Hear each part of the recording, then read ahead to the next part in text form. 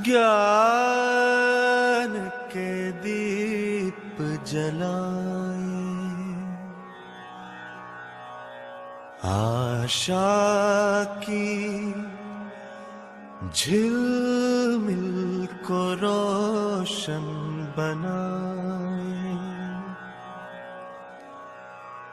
ऊंचे उठे और छू ले गगन को,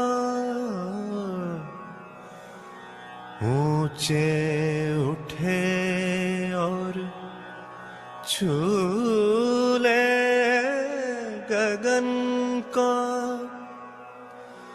सवेरे की सरगम को जीवन में लाया,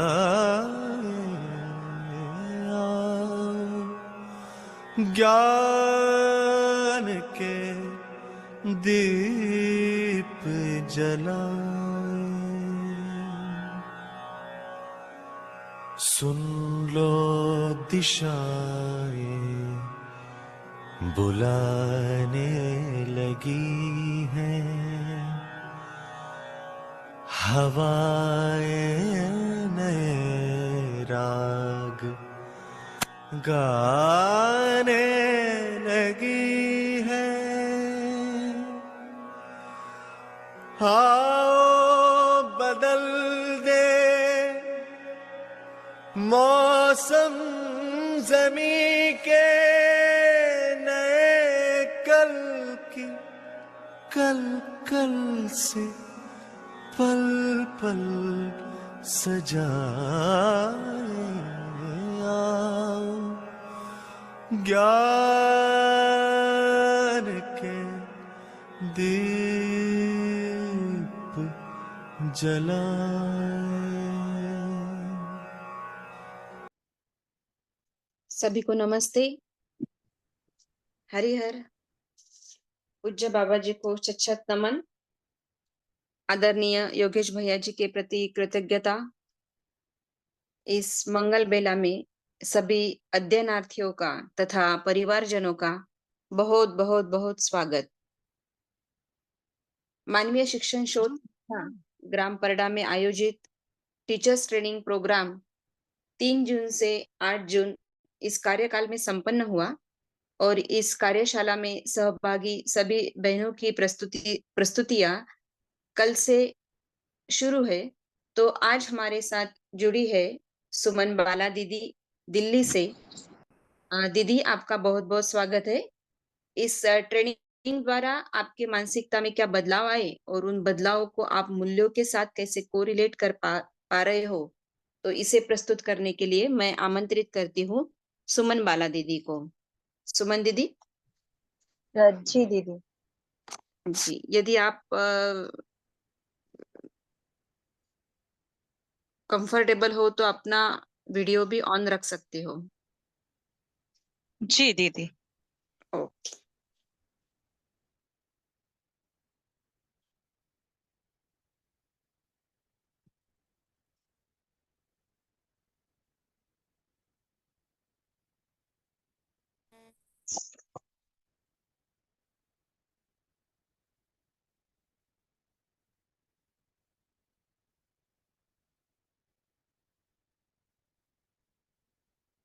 सभी को नमस्ते। आदरणीय बाबा जी के चरणों में नमन।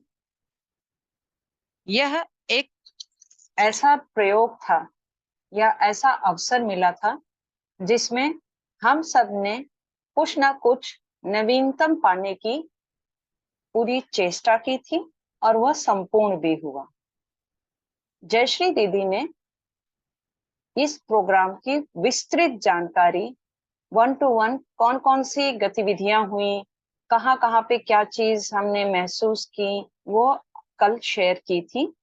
यहाँ पर मैं कोशिश कर रही हूँ कि इन 3 जून से 9 जून के बीच में हमें क्या चीज मूल्यों को देखकर मुझे महसूस हुई, उसके लिए वो 9 मूल्यों के साथ जोड़कर मैं आपके सामने प्रस्तुत करने जा रही हूँ। 3 जून से 9 जून तक रीडिंग ट्री मुंबई से 7 शिक्षिकाओं ने 61 प्रतिभागियों को अपने शिक्षण मॉड्यूल की सहायता से अनुभव कराया कि कैसे स्वयं पर कार्य करके आने वाली पीढ़ी के लिए हम सहयोगी हो जाएंगे। हम 61 के 61 प्रतिभागी की जिज्ञासा इतनी तीव्र थी, या हम इसे इस रूप में भी कह सकते हैं कि संचालन समूह आदरणीय योगेश भैया के प्रति विश्वास, जिसके कारण प्रतिकूल परिस्थितियों के बावजूद सभी नित्य प्रतिदिन पूर्ण जोश के साथ शुरू करते थे, जानना और मानना, और रात में पूर्ण संतुष्टि के साथ आराम करते। बारंबार संचालन समूह विभिन्न तरीकों से हमें पूछते, क्या परेशानी, क्या असुविधा, उमस के कारण परेशानी है क्या, इलेक्ट्रिसिटी ना होने से परेशान है क्या, इसी तरह के कई प्रकार से प्रश्न किए जाते। लेकिन समय पर शिक्षण स्थल खुशी खुशी उपस्थित होकर इन प्रश्नों को मानस पटल पर आने ही नहीं देते थे।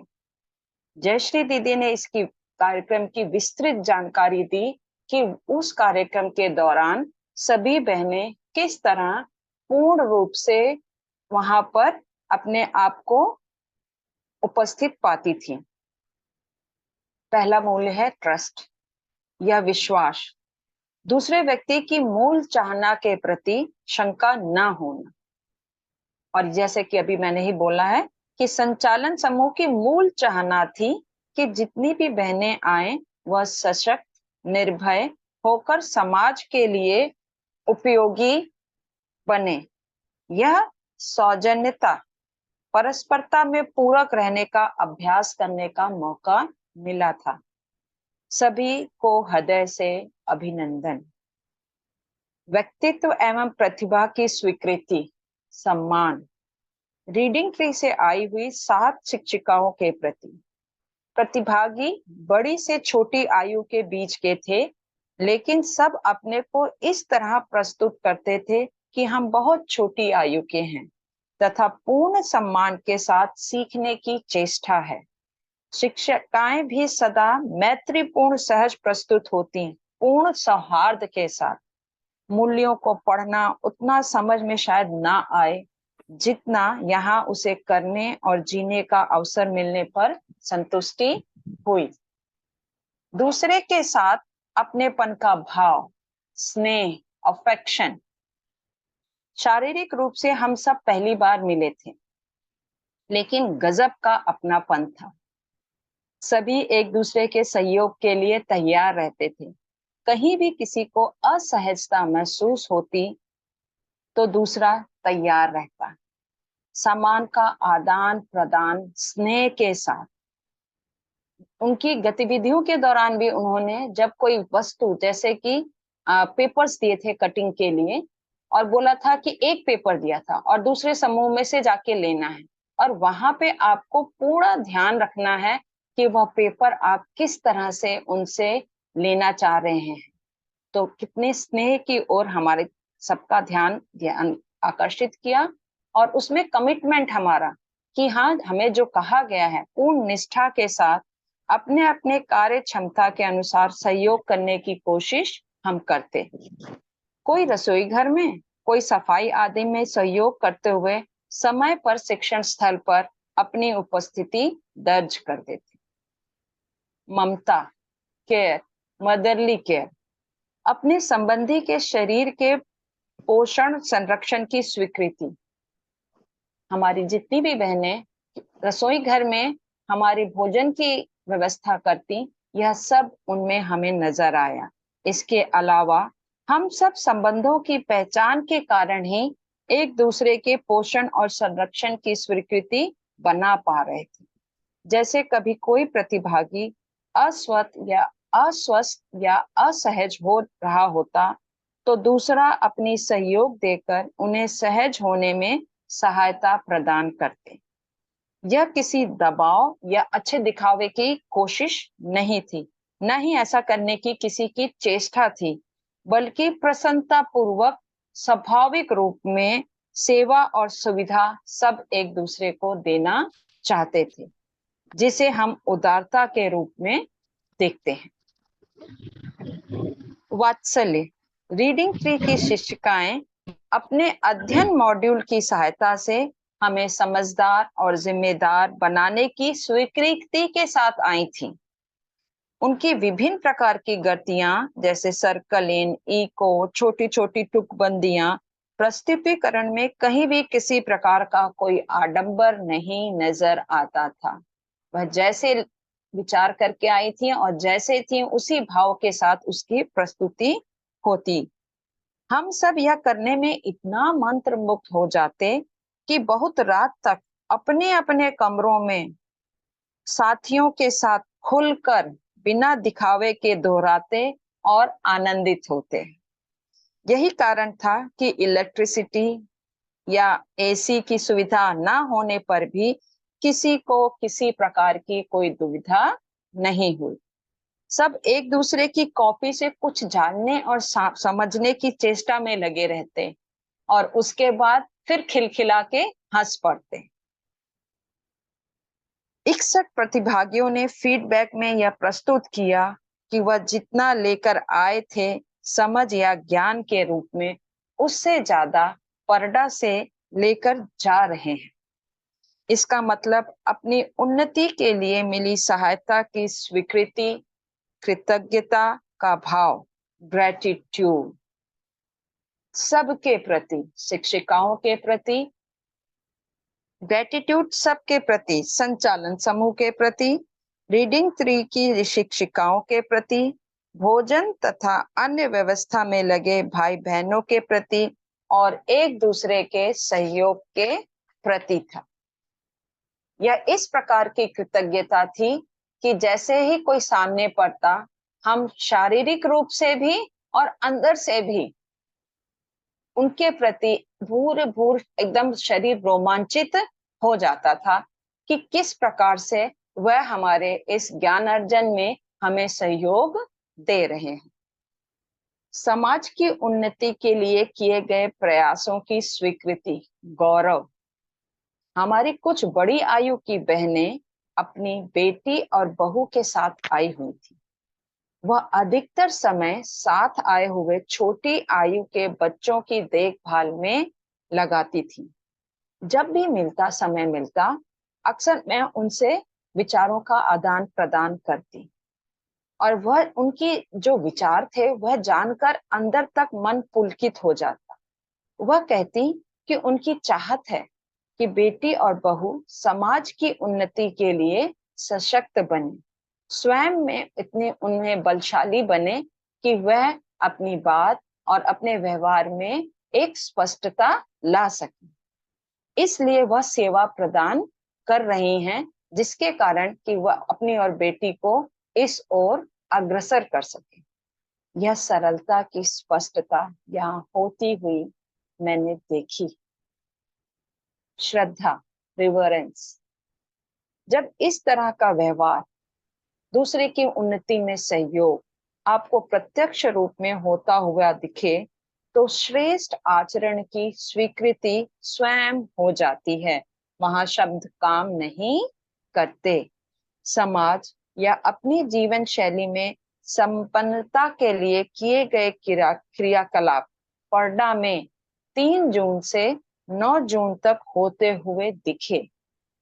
रीडिंग ट्री की शिक्षिकाओं का बारंबार कहना, हम आपको कुछ भी पढ़ाने और सिखाने नहीं आए हैं, आप ज्यादातर उसमें उलझिए मत, केवल और केवल उसी समय में स्वयं शारीरिक और मानसिक रूप से उपस्थित होकर आनंद लीजिए। लेकिन प्रत्येक क्रियाकलाप में हमें वह सहज, सजग और सरल बनाने में सहयोग करती रही। या कहती भी रही कि कुछ भी पढ़ाने और सिखाने नहीं, लेकिन खुद महसूस होता था कि वह क्रियाकलाप करने के बाद हम अपने अंदर बदलाव या अपने विचारों में बदलाव महसूस कर रहे हैं। हम सब में श्रेष्ठ आचरण की स्वीकृति करते बनती रही। 61 प्रतिभागी अलग अलग प्रांत, रहन सहन और विचारों के साथ यहाँ परडा में आए। संचालन समूह और रीडिंग ट्री की शिक्षिकाओं के लिए हम सब एक समान थे। वह अपने आप को इस तरह विभाजित करके कार्य करती थी कि किसी को भी समूह में अलगाव या समूह के बाहर होने का एहसास ही नहीं होने देती थी। प्रेम मूल्य, सभी के साथ संबंध की स्वीकृति, ऐसा ताना बाना बुना हुआ था उनकी उंगलियों में लपेटकर। अगर इस क्रिया को देखते हैं, उन्होंने उनकी सहायता से हमें विभिन्न प्रकार के कार्यकलाप कराए, जिसमें खरगोश बनाना और भी चीजें थी जो 2 उंगलियों के प्रयोग, 3 उंगलियों के प्रयोग करके हम बंधनवार या जो भी सृजनात्मकता हमारे विचार में है उससे बनाए। लेकिन वो ताना बाना क्या था? प्रेम का था। और इस तरह से एक दूसरे के प्रति समर्पित थे सब, साथ ही साथ शिक्षिकाएं और जो प्रतिभागी थे। कोई किसी कारण से पीछे था या कोई पहले से उसके ज्ञान होने के कारण आगे था, लेकिन सभी ने एक दूसरे के साथ मिलकर संपूर्ण होने तक वह वहां पर प्रस्तुत रहते थे। प्रेम मूल्य, सभी के साथ संबंध की स्वीकृति। समय समय पर योगेश भैया का सबसे पूछते रहना, सब ठीक है और क्या बेहतर हो सकता है। अनन्यता, सभी के साथ एक रूपता अनुभव कराया गया। No instructions, only according to your awareness and suggestion. 0 to 7 years learn like this.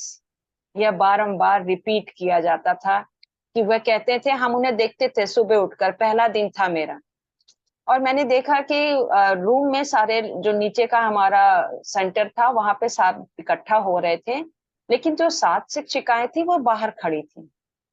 तो उनको बाहर खड़ा देखकर मैं तुरंत उनके पास गई और मैंने कहा कि मैं सबको अंदर से लेके आऊं। बोली बिल्कुल नहीं, आप भी यहीं खड़े हो जाइए। जिस तरह से आप हमें देखकर यहाँ आई हैं, आने दीजिए सबको। तो एकदम से दिल में इतनी अच्छी सी फीलिंग आई कि किस प्रकार से, देखिए कि जो वो कह रही हैं कि नो इंस्ट्रक्शंस, उसको फॉलो भी किया जा रहा है। और धीरे धीरे यह इस प्रकार से हो गया था कि वह कोई बिना इंस्ट्रक्शंस नहीं देते थे, और आगे क्या होगी, गतिविधि होगी, सारे सजग हो जाते थे। और वह देखते रहते थे कि वो अब अगली बार क्या कराने वाली, क्या होने वाला है, और उतनी ही सजगता से पूरा करते थे। जो भी गृह कार्य मिलता था वह भी पूरी तन्मयता से पूरा किया जाता था।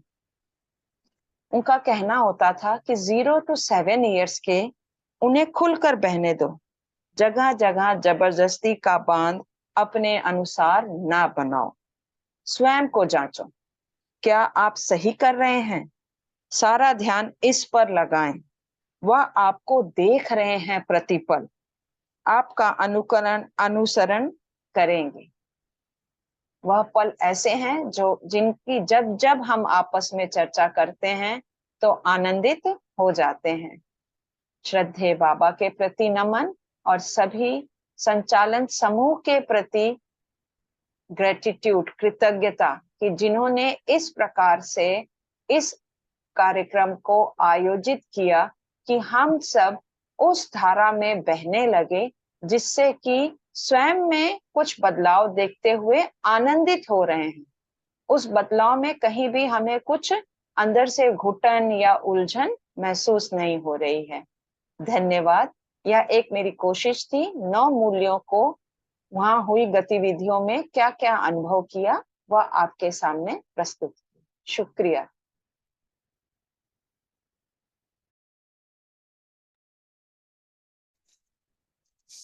बहुत बहुत धन्यवाद दीदी, बहुत ही बढ़िया, बहुत ही सुंदर प्रस्तुति रही। ट्रेनिंग के हर क्रियाकलाप को मूल्यों के साथ, भाव के साथ अनुभव करके दीदी ने हमारे सामने प्रस्तुत किया। उसके लिए दीदी का बहुत बहुत धन्यवाद।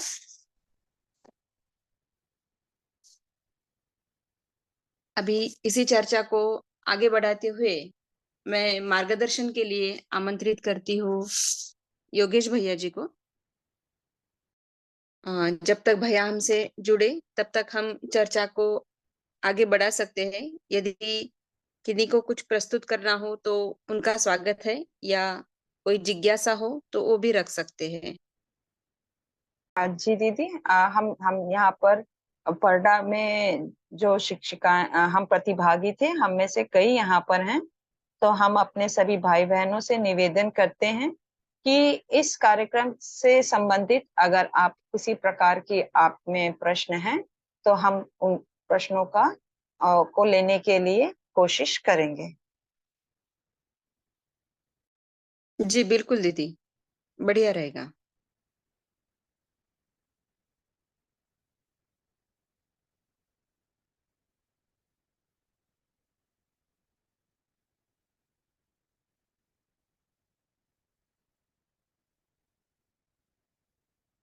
टीचर्स ट्रेनिंग की गतिविधि के बारे में यदि किन्हीं को कुछ जिज्ञासाएं है तो वो भी रख सकते हैं।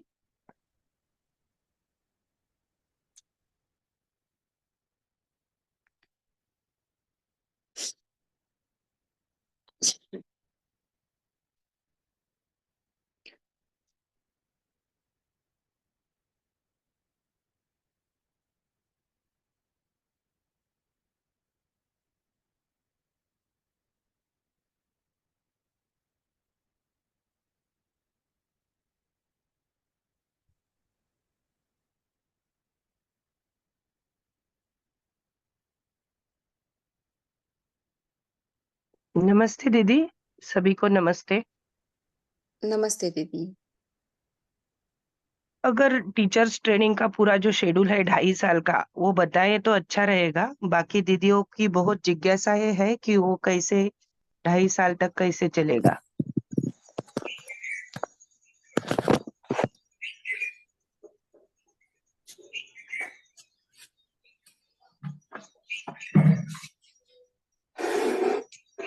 सुमन दीदी, आप रखना चाहेंगे?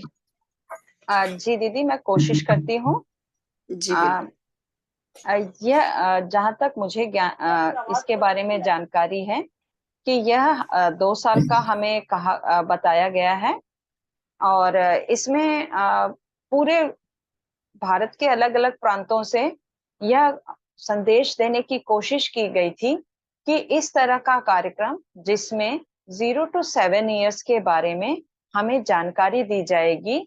और यह भी कहा गया था कि इसमें अधिक से अधिक बहनें जुड़कर जानकारी को प्राप्त करें, क्योंकि हम सब जहाँ रहते हैं वहां पर किसी न किसी रूप में 0 to 7 years के बच्चे रहते हैं। और उन बच्चों में जो हम एक विचार के साथ चलते हैं, एक सोच के साथ चलते हैं, जो ऑलरेडी परंपरा समाज में है, लेकिन वह समाज में जो परंपरा है वह बच्चे को खुलकर जो उसकी ग्रोथ होनी है, जो उसका डेवलपमेंट होना है, वह सही रूप नहीं जा रहा है। तो हम अब सब मिलकर उस पर अपने विचार चिंतन, और जो शिक्षक मंडली है वह इन पे बहुत दिनों से कार्य कर रही है। तो उसी की जानकारी के लिए यह कार्यक्रम था। इसमें यह कोशिश की जा रही है कि हम शारीरिक रूप से एक जगह मिलेंगे, और मिलने के बाद जो रीडिंग ट्री की शिक्षिकाएं हैं वह अपने मॉड्यूल के साथ आती हैं। उस मॉड्यूल में वह विस्तृत टाइम टू टाइम अलग अलग रूप में, कभी कहानी के रूप में, कभी बाहर फिजिकल एक्टिविटी के रूप में, कभी गानों के रूप में, कभी ऐसे शब्दों की तुकबंदी बनाकर जिससे कि सब में उत्साह आता है, वैसे क्रिया करने की कोशिश की गई है, जिससे कि हम सब उस समय 0 to 7 ही बन जाएं, और 0 to 7 बनकर तब हम इस चीज को सोचें और अनुभव करें। जैसा कि कल जयश्री दीदी ने साझा किया था कि किस प्रकार से हमें कहा गया कि आप अगर सीधे हाथ से लिखते हैं तो उल्टे हाथ से लिखिए, और अगर उल्टे हाथ से लिखते हैं तो सीधे हाथ से लिखिए। कि कम आयु के बच्चे को जब हम जबरदस्ती कोई कार्य कराते हैं तो वह अंदर से क्या महसूस करता है, हालांकि वो शाब्दिक रूप में उसको बता नहीं पाता, लेकिन शारीरिक रूप में मानसिक रूप में उसका प्रदर्शन होता है, चाहे उसको हम समझें या ना समझें। तो इन बारीकियों को एक होता है कि थ्योरी फॉर्म में पढ़ना। थ्योरी फॉर्म में अगर लिटरेचर आ गया तो हम पढ़ लेते हैं और उसको रट्टाफिकेशन कर लिया और एज इट इज किसी को बता दिया। लेकिन ये जो फिजिकली वहां प्रेजेंट होके इस कार्यशाला में जो अनुभव मिला वह बहुत ही अतुलनीय है। और उस अनुभव के कारण ही अब आप हमारा जैसे जो भी हम आए हुए हैं प्रतिभागी, हम ना छोटी छोटी चीजों में, बस में भी कोई बच्चा मिल रहा है या कहीं घर के आसपास कोई कुछ कर रहा है तो हमारा ध्यान आकर्षित हो रहा है, क्योंकि हम प्रैक्टिकली उसको वहां पर अनुभव करके आए हैं। तो यह एक मौका दिया जाता है कि आप प्रैक्टिकली आके जो मॉड्यूल है उसको आप पहले सुने, फिर उसको प्रैक्टिकली कर कर समझें, और समझने के बाद फिर उसका फिर से इको कराने का मतलब है कि बार बार हम आपस में सबके विचारों को भी जानें। और इसके बाद ये नहीं हुआ कि हर दिन ये नहीं होता था कि खाली ये प्रैक्टिकल हो गया और ये कर लिया चले गए, नहीं, छोटा छोटा होमवर्क भी मिलता था, जिससे क्या होता था कि कमरे में जाकर सबके आपसी संबंध और गूढ़ हो जाते थे और आपस में एक दूसरे से मिल जाते थे और हम उसे पूरा कर कर प्रस्तुत होते थे।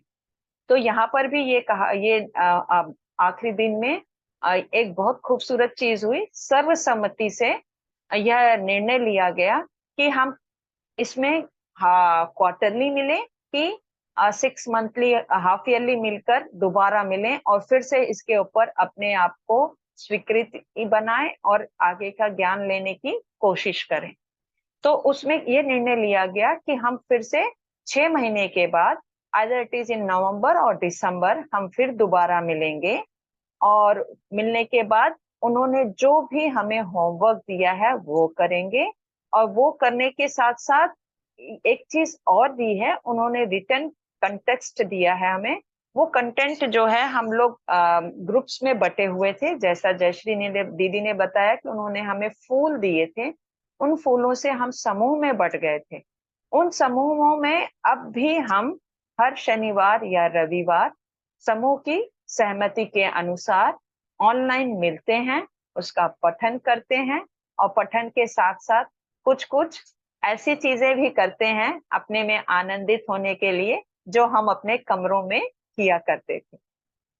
तो इससे इतना बढ़िया जुड़ाव बना हुआ है कि ऐसा नहीं लगता कि हाँ हम करके आ गए और उसके बीच में गैप आ रहा है। तो वो फिलर के फॉर्म में ये कार्य हमें दिया गया है और 6 मंथ्स के बाद हम फिर फिजिकली मिलेंगे और फिर इस कंटेंट पे आगे मॉड्यूल पे आगे बढ़ेंगे। लेकिन यहाँ पर मैं इस बात पर और तवज्जो देना चाहती हूँ कि अब जैसे कि हम 61 मिले थे, मैं इस और काफी कार्य करना चाहती हूँ कि 61 की जगह अब की बार जो है हम 122 हो जाएं। तो ये कोशिश इसलिए है कि यह कार्य अकेले का नहीं है, जैसा बाबा जी ने कहा कि यह प्रयोजन अकेले मानव का नहीं है, हम सह अस्तित्व में हाथ से हाथ जोड़े ही आगे बढ़ सकते हैं। कि यही हमने आशा रखी है कि अब इस आने वाले कार्यशाला में हमारी संख्या कम से कम 122 जरूर हो जाए। और फिर मन में यह प्रश्न उठता है कि हम 61 तो आगे निकल चुके हैं, तो फिर जो नए जुड़ेंगे उनका क्या होगा? नहीं, वो खुद उनका ये कहना था, बात हुई थी हमारी कि मॉड्यूल्स को इस तरह से तैयार किया जाएगा कि जो नए आने वाले हमारे बहनें या जैसे कि इस बार खाली बहनें आई थी, तो थोड़ा इस पे भी विचार किया जा रहा था। अभी इस पे मुझे पूर्ण इसकी जानकारी नहीं है कि क्या भैया लोग भी ज्वाइन कर सकते हैं। तो वहां पे हम उनके साथ मिलकर वो मॉड्यूल इस तरह से तैयार करेंगे कि किसी को भी असहजता या आगे पीछे होने का एहसास नहीं होगा। इस तरह की एक ढांचा बनाया गया है, प्लानिंग कर रहे हैं।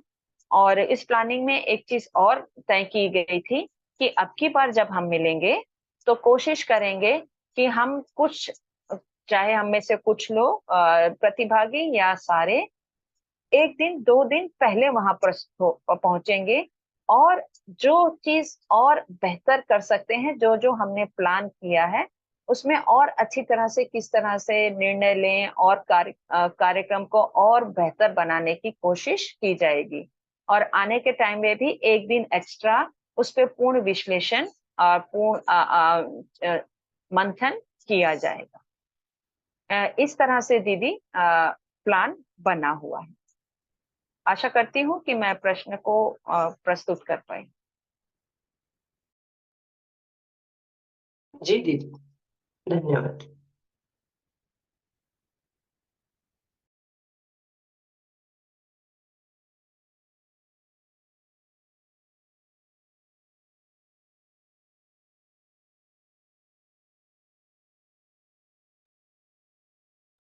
धन्यवाद दीदी दीदी। थोड़ा सा, हाँ दीदी थोड़ा सा जोड़ दूं।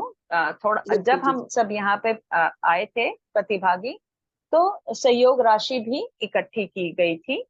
और मैं इस मेरे दिमाग में अचानक यह बात इसलिए आई कि मुझे जो हमारा 9 जून का समय था, वह इतना मुझे अच्छा लगा कि हर चीज खाली थ्योरी फॉर्म में नहीं था। वहां पर जो हमारे संचालन समूह थे, उन्होंने सहयोग राशि को सबके साथ इतनी स्पष्टता से श्याम पट पर उसको क्लैरिटी के साथ प्रस्तुत किया कि कितना धन कहाँ पे किस कार्य में लगा और कितना कैसे हो रहा है। तो प्रतिभागियों ने सबने इसकी भूरी भूरी प्रशंसा की। तो मैं सभी को यह जानकारी देना चाहती हूँ कि हम जब वहां पर यह कार्यक्रम में भाग लेने जाते हैं, तो एक सहयोग राशि भी वहां पर हमें देनी पड़ती है। और वह वहां पर होने के बाद जब उसका क्लैरिटी आपको आएगी, तो जो संतुष्टि मिलेगी, तो स्वयं जाकर ही आप उसका अनुभव कर सकते।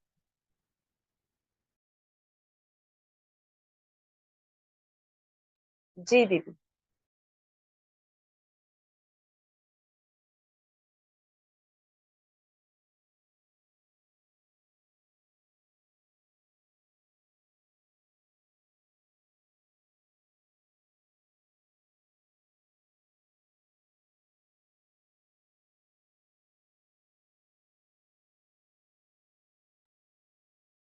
धन्यवाद दीदी।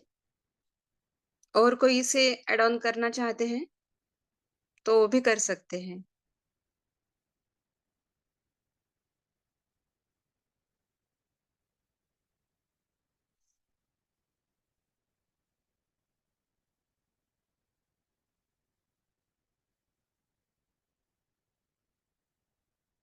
कल के सत्र में राजेश भैया जी का हैंड रेस था।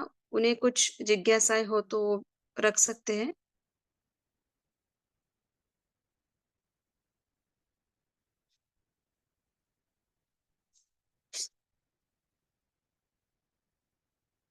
नमस्ते जी। नमस्ते भैया जी। कल मेरा नेटवर्क चल गया था, तो मैं पूछा, वो कल बोले थे ना कल्याण में एक स्कूल है, भैया जी इसी आपकी के बारे में आवाज जानकारी सर। कट रही है।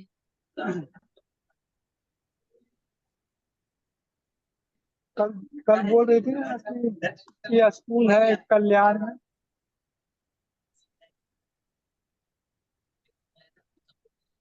आवाज हम अच्छा सुन नहीं पाए थे। अच्छा, स्कूल स्कूल के बारे में आप जानना चाहते हैं? जी जी। ओके।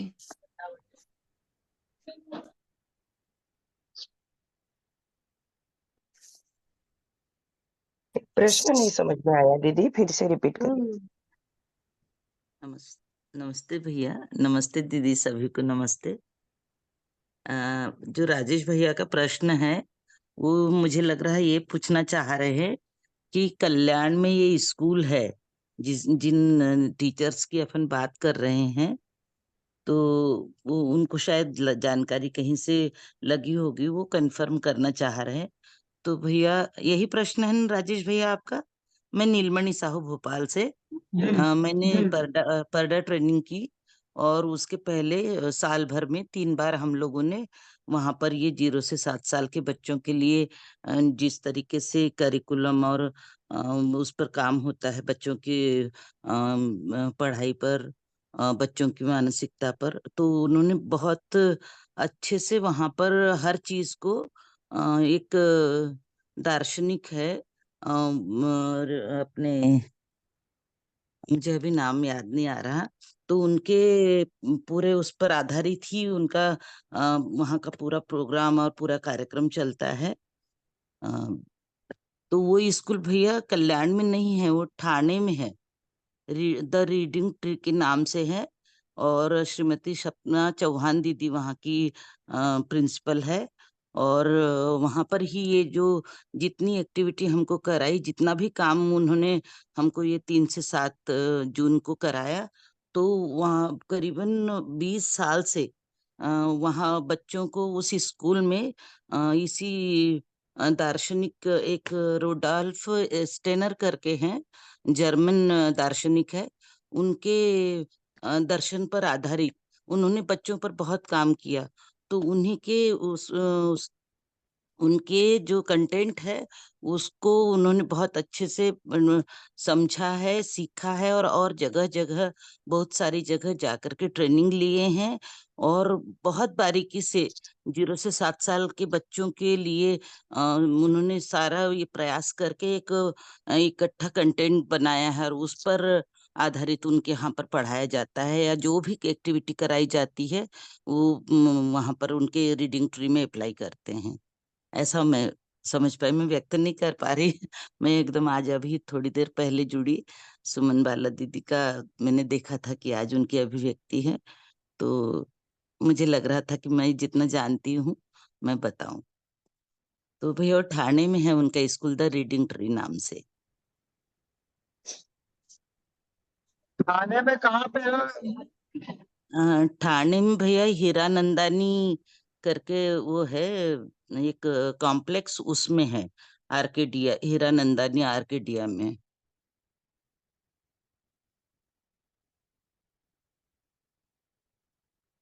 वहाँ केवल नर्सरी PP1 और PP2 के ही बच्चे लेते हैं, और बहुत बारीकी से काम होता है। बहुत बारीकी से बच्चों के लिए मानसिक, बौद्धिक और शारीरिक विकास के लिए कितना कहाँ कहाँ हमको देखना है। अपने सबसे पहले तो अभिभावक को और टीचर्स को ही समझने की जरूरत है। जैसे सुमन बाला दीदी बताई ना कि वो कोई ट्रेनिंग या किसी को बताने पढ़ाने या उसके लिए नहीं है, वो अपने समझने के लिए है। हम उनकी कैसी आवश्यकता समझेंगे, उनके बच्चों के विकास के लिए क्या क्या बारीकियां होती है, तो उनको वो हमें जब बच्चा पेट में आता है तब से ही वो सब चीजें चालू हो जाती है। उनके लिए हमारी मानसिकता तैयार करनी हम ही करनी है। तब हम कहीं जब हम समझेंगे तो उनको हम वैसा पाल पाएंगे, पोषण दे पाएंगे, उनको उनका मानसिक शारीरिक विकास कैसे हो उस पर हम काम कर पाएंगे। तो बहुत बारीकी से बताया है उन्होंने, और पूरा थ्योरी और सब कुछ करवाते हैं। वहाँ का जो आपका क्या बोलेंगे, अ, जो उनका वहाँ बना हुआ है शेड्यूल, उसमें वो बहुत बारीकी से ध्यान रखा है। और उसमें ऐसा है कि जैसे बच्चा यदि 45 मिनट का या आप आधे घंटे का उनका जो पीरियड रखते हैं, तो यदि एक पीरियड खेलने का है, पढ़ाने का है, बच्चा उससे ज्यादा बैठ ही नहीं सकता है, तो उसके बाद उनका खेलने का या कोई ऐसे शारीरिक एक्टिविटी का रखते हैं, तो बच्चा बोर ही नहीं होता है। जो उन्होंने अपना वो बनाया है शेड्यूल, उसमें बहुत छोटी छोटी चीजों को ध्यान रखा है। और जैसा बाहर वातावरण रहता है, जो भी तीज त्योहार है, जैसा वो है, आपका मौसम है, उसी के अनुसार वो स्कूल में भी बच्चे को उन सब चीजों से बारीकी से अवगत कराते हैं, घुमा उनको नेचर वॉक पर ले जाते हैं, उनको कहानी, कविता और बहुत ऐसी जो भी एक्टिविटी हो सकती है उनको वो कराते हैं। तो बच्चा इतना बारीकी से, बहुत बिना किसी प्रयास के, बहुत ज्यादा मेहनत के वो सारी चीजें समझ पाता है, और बहुत अच्छे से वो उसको कर पाता है। ऐसा है वहां पर अपने को देखने को नजर आता है। तो वो जो तैयारी बच्चे के लिए हो रही है, वो सबसे ज्यादा वहाँ अभिभावक और टीचर पहले उस पर काम करते हैं, तब वो बच्चों तक पहुंचता है। तो इसलिए वो बहुत सहज होता है। वहाँ कहीं ऐसा नहीं लगता कि बच्चों पर ज्यादती हो रही है, उनको बहुत प्रयासपूर्वक करवाना पड़ रहा है या दबाव प्रभाव से अपन करवा रहे, तो उनकी मानसिकता में कहीं कोई ऐसा कोई नुकसान ना हो या उनको कोई भारी ना लगे, इन सब चीजों का ध्यान रखा जाता है। बहुत ये बहुत धन्यवाद नीलमणि दीदी। जी दी। भैया हमारे साथ जुड़ चुके हैं। योगेश जी भैया जी, आपका बहुत बहुत स्वागत। अ, आगे के मार्गदर्शन के लिए मैं भैया जी को आमंत्रित करती हूँ। जी जी दीदी, नमस्ते सभी को। नमस्ते। जी, तो हम अपनी चर्चा को आगे बढ़ाते हैं। मुझे लगता है कि जो प्रश्नोत्तर चल रहा था, तो उसमें कोई प्रश्न यदि हमारा है बचा हुआ, तो हम प्रश्न को आगे बढ़ाते। जी भैया, चंद्रशेखर भैया जी का हैंड रेस था। भैया जी, हाँ आप जी अपना जी क्वेश्चन रख सकते हैं। जी सभी को नमस्ते। योगेश भैया नमस्ते। ये जीरो जो आयु है, तो वो तो अभी जो बातें रखी गई उससे तो स्पष्ट हो जाता है कि गर्भ संस्कार से हम शुरू करते हैं। तो इसमें माता पिता जी की जो है क्या भूमिका है अभी तक रही है, तो यदि संक्षिप्त में यदि कुछ वाक्य में यदि इसके बारे में भी बताएं तो बहुत बढ़िया।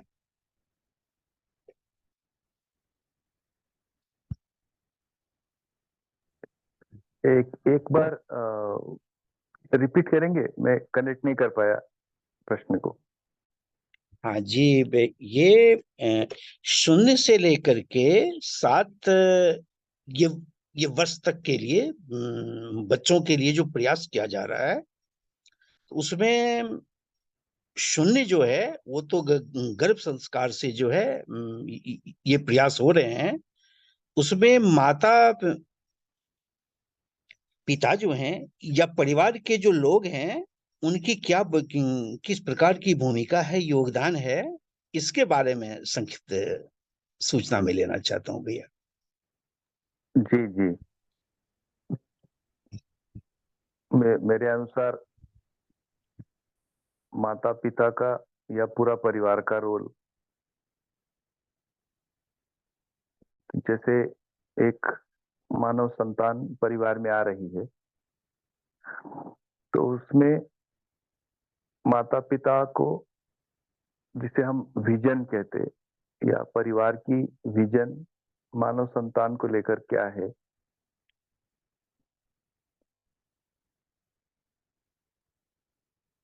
ये महत्वपूर्ण अध्ययन है या एक व्यवहार है। जैसे हम आप सभी परिचित है सामान्य रूप में, जैसे ही बच्चा घर में आता है तो पूरे परिवार का व्यवहार बदल जाता है।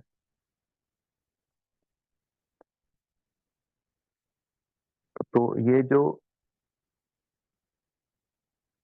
बदल जाने वाला जो व्यवहार है, यही बच्चे के लिए वातावरण है।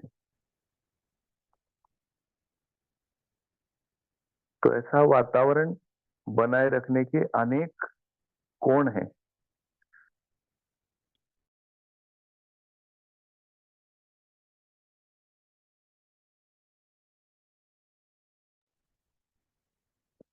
तो हम उसको 4 मुद्दों पर बाबा जी ने इस वातावरण को हमारे ध्यान में लाया है, वही आज हम संक्षिप्त में इसको चर्चा कर सकते हैं। तो मिलता क्या है किसी संतान को, परिवार से क्या मिलता है? तो सबसे पहला मिलता है नाम, दूसरा मिलता है जाति, तीसरा मिलता है धर्म, और चौथा मिलता है कर्म। तो इन चार मुद्दों का जो विस्तार सहअस्तित्व नजरिए से परिवार के प्रत्येक व्यक्ति को उसका अर्थ पता होना। नाम का मतलब जैसे प्रत्येक जीवन नाम के अर्थ के साथ तदाकार होता है। तो जो भी नाम परिवार में रखा जाएगा तो 0 से 7 तक यानी 7 वर्ष तक जो नाम के अर्थ का संस्कार जीवन में पहुंचता है।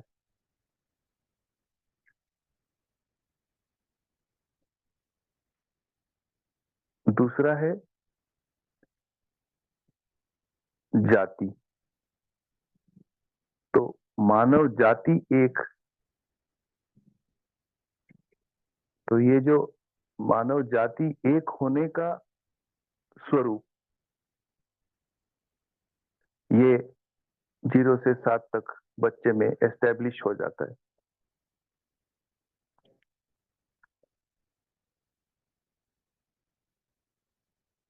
धर्म एक, धर्म का स्वरूप और कर्म का स्वरूप।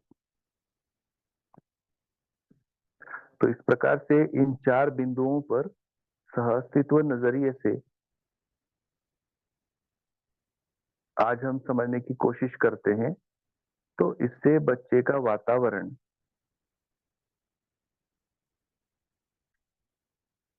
और बच्चे में जो प्रवृत्तियां विकसित होनी है जिसे हम संस्कार कहते, और इसी के साथ बड़ों में अध्ययन,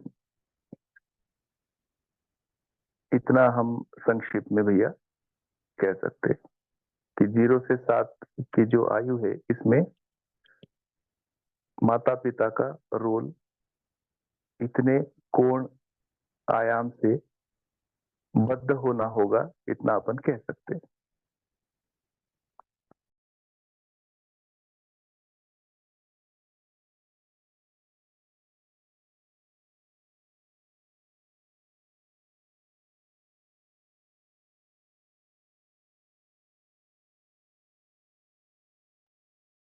स्पष्ट हो गया?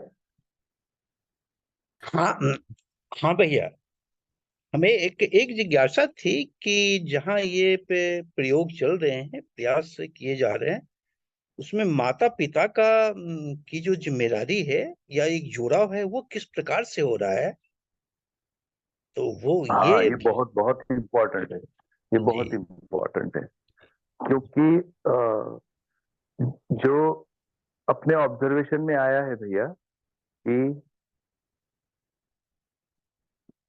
पढ़े लिखे तक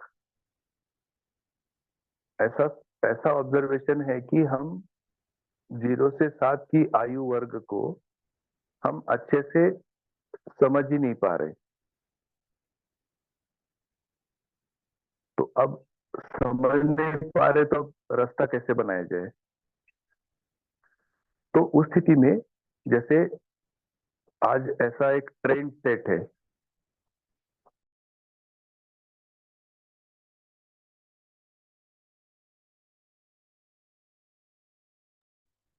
ट्रेंड सेट ऐसा है कि 2.5, 3, 3.5, 4, 2.5 से लेकर 4 तक, 4 वर्ष तक, 5 वर्ष तो थोड़ा सा बड़ा ही कहलाएगा। तो माँ बाप ये कोशिश करते हैं कि ये स्कूल चला जाए। तो किंडरगार्टन कोई कहेगा, कोई प्री प्राइमरी कहेगा। तो ये अब तो 2 वर्ष से भी है।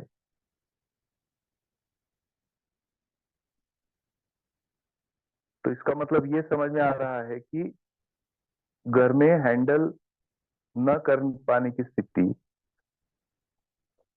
परिवार में इतना छोटा आयु का बच्चा हैंडल न कर पाने की स्थिति में ये जल्द से जल्द कैसे स्कूल चला जाए, ये एक माँ बाप में दिख रहा है। और बाबा जी ने ये स्पष्ट एक दो जगह पर ऐसे कहा है कि अगर बच्चे माता पिता के साथ लटकेंगे नहीं, गोदी में नहीं लटकेंगे, तो उनमें संस्कार कैसे पहुंचेंगे।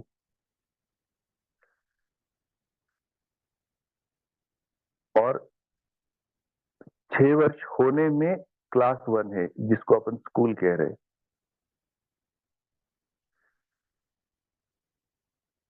तो अब हम ये समझने की कोशिश करते हैं कि क्लास 1 यानी 6 वर्ष की आयु होने पर जो एडमिशन है,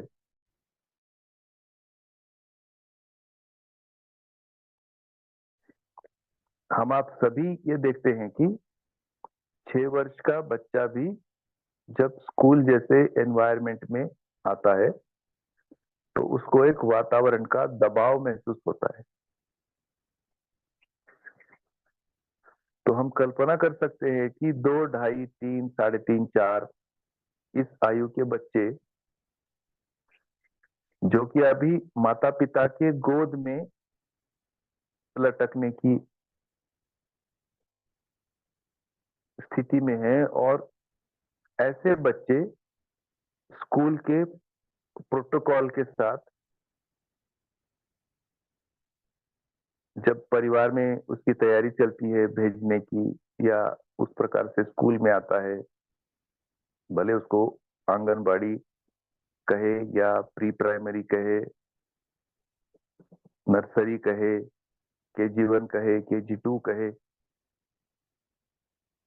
होती तो अलग से तैयारी है। और जब वो इस वातावरण में आता है तो उस दबाव को नेगेट करने की, हैंडल करने की क्या उसकी मनस्थिति रहेगी,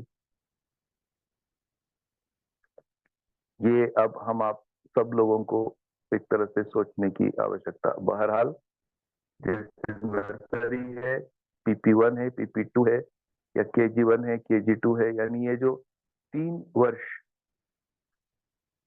क्लास 1 से पहले की स्थिति आज लगभग सब जगह पर आ गई। तब ये विचार आया भैया कि अब इसको तो पलटा नहीं जा सकता है, तो इस माध्यम से क्या हम ये स्थितियां जो बच्चे की तैयारियों की स्थितियां, क्या हम इसको पहले शिक्षा की वस्तु के रूप में डेवलप कर सकते हैं कि क्या क्या होना चाहिए। जैसा जैसा बच्चा बढ़ रहा है तो एक तो शरीर विकसित हो रहा है, विशेष करके मेधा तंत्र विकसित हो रहा है, यानी उसकी जो संवेदनाएं हैं, सेंसेस है,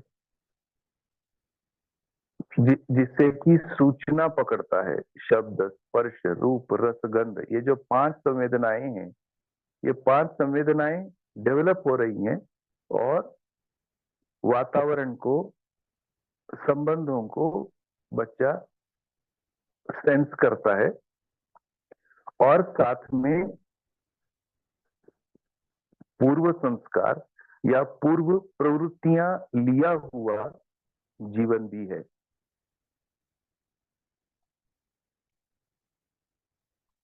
ऐसे स्थिति में हम कैसा वातावरण हम दे सकेंगे, इसका एक प्रशिक्षण पहले हम स्कूल के स्तर पर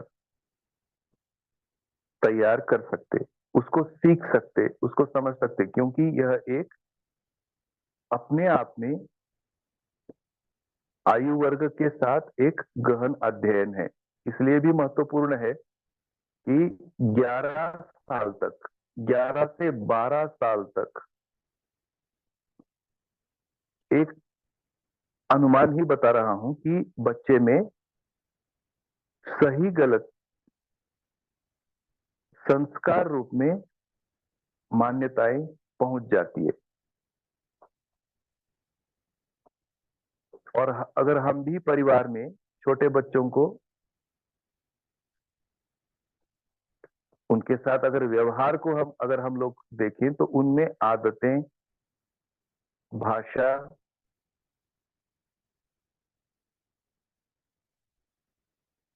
और साथ में जैसे जैसे बच्चे बोलने लगते हैं वैसे क्या सही क्या गलत, और जैसा अभी सारांश रूप में जो 4 मुद्दे बच्चे के पास पहुंचते हैं, ये एक लाइफ लॉन्ग बने रहने की स्थिति निर्मित हो जाती है। तो ऐसे संवेदनशील स्थिति में यदि मिसहैंडल हो गया, ये जो कि अभी हो ही रहा है, हम आप सभी अपने आजू बाजू इस मुद्दे को सर्वेक्षण कर सकते हैं कि हमारे आसपास अपने परिवार में क्या इस आयु वर्ग के बच्चों की हैंडलिंग कितनी मानवीय है और कितनी अमानवीय है।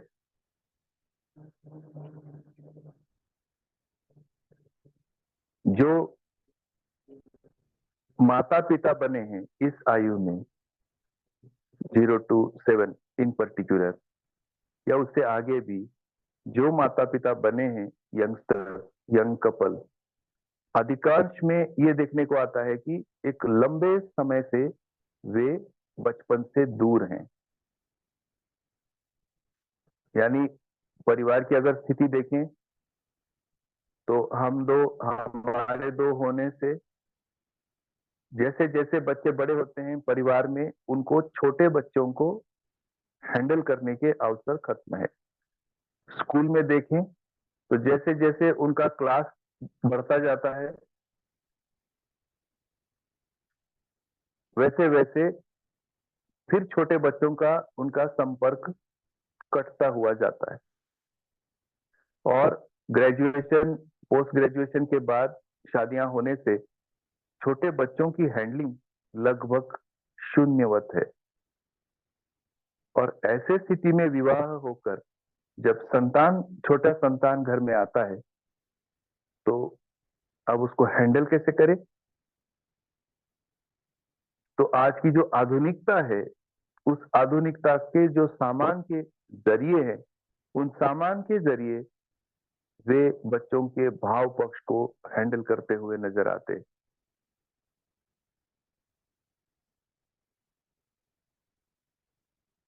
तो ये एक ध्यान में आया कि नर्सरी, PP1, PP2, KG1, जो कुछ नाम हम दे सके, कि अगर हम स्कूल के माध्यम से इस प्रकार की गहन प्रशिक्षण टीचर होकर के पहले लेकर और अभिभावकों तक पहुंचने का काम या एक दायित्व आज की शिक्षा संस्थानों पर आ पहुंचा है। बाकी माइलस्टोन के लिए तो पीडियाट्रिक्स या जो भी नर्सिंग होम है वहां तो बहुत सारा भीड़ है, हम शरीर के माइलस्टोन लेकर के पहुंचते हैं, लेकिन जीवन की प्रवृत्तियों में संस्कारों के जो माइलस्टोन है, इतनी सूक्ष्मता के आज अभाव में ही देखने को मिलता है। और जो कुछ बिहेवियर पैटर्न जब 15-16 जैसे जैसे आयु बढ़ती है वैसे निकलने के बाद शायद हमें ये महसूस हो कि कुछ तो रह गया है, जैसा आज की स्थिति है।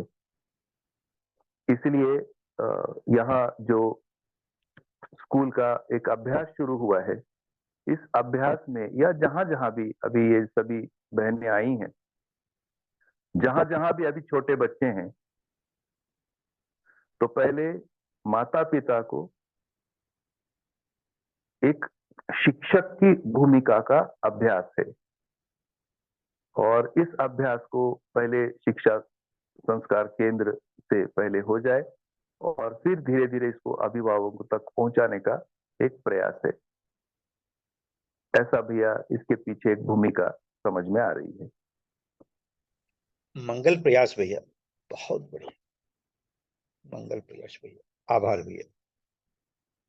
जी, तो कल हम और आगे कुछ प्रस्तुतियां सुनेंगे और हमारा जो प्रश्नोत्तरी का भी कुछ भाग है और जीवन मूल्यों की चर्चा मुझे लगता है इसमें संयुक्तिक होगी कि अब हम छोटे बच्चों की हैंडलिंग के कुछ अभ्यास के साथ हम जीवन मूल्यों की चर्चा हम प्रारंभ करेंगे। बहुत बहुत धन्यवाद सभी का। आज थोड़ा सा ज्वाइन होने में विलंब हो गया, इसलिए क्षमा। आगे वैचारी दीदी, नमस्कार। जी, बहुत बहुत धन्यवाद भैया जी। आज के इस प्रश्नोत्तर एवं प्रस्तुति को यहाँ यहीं पे हम समाप्त करते हुए और कल सुबह फिर 5 बजे मिलते हैं। सभी को धन्यवाद। धन्यवाद भैया जी, धन्यवाद दीदी, सभी को